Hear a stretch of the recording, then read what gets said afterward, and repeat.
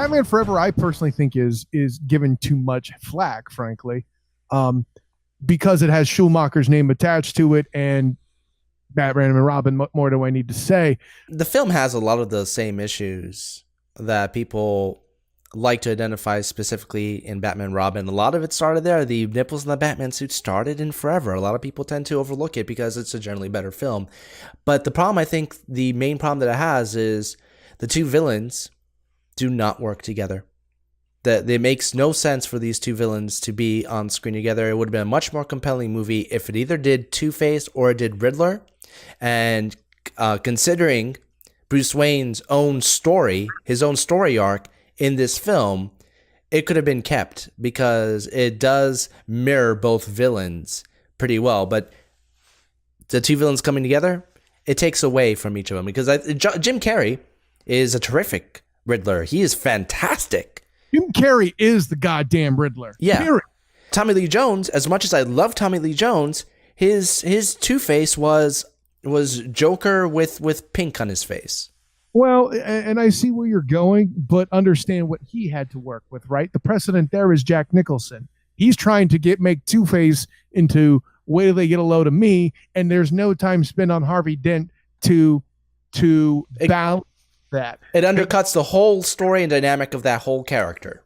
Right. The character is sacrificed. I don't necessarily think that Tommy Lee Jones was an air quotes bad choice or that he turned in a bad performance or any of that stuff. Somebody said in the room, look, the Riddler needs a muscle man. Okay. Kind of like what they did with Uma Thurman as Poison Ivy with her Bane movie, which again is another just complete neutering of the character. The Bane in Dark Knight Rises is awesome. Anyone who talks shit on that villain, you're the problem. Let's move on. They needed a muscle character for the Riddler. It makes sense to do that.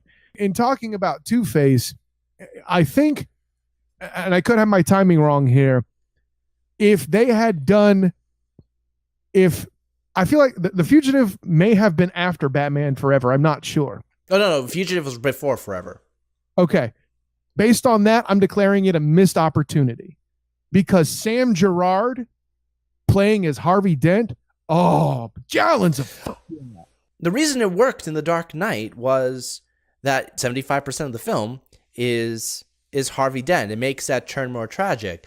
The only thing that could have possibly been better if that turn happened at the end of the film and Dark Knight Rises was all about Two-Face. I think that may have been one of the early concepts of it, but I think and I don't know this is true, but you have to wonder if this occurred, that the original plan was to develop Harvey Dent more and have Tommy Lee Jones play that character as well.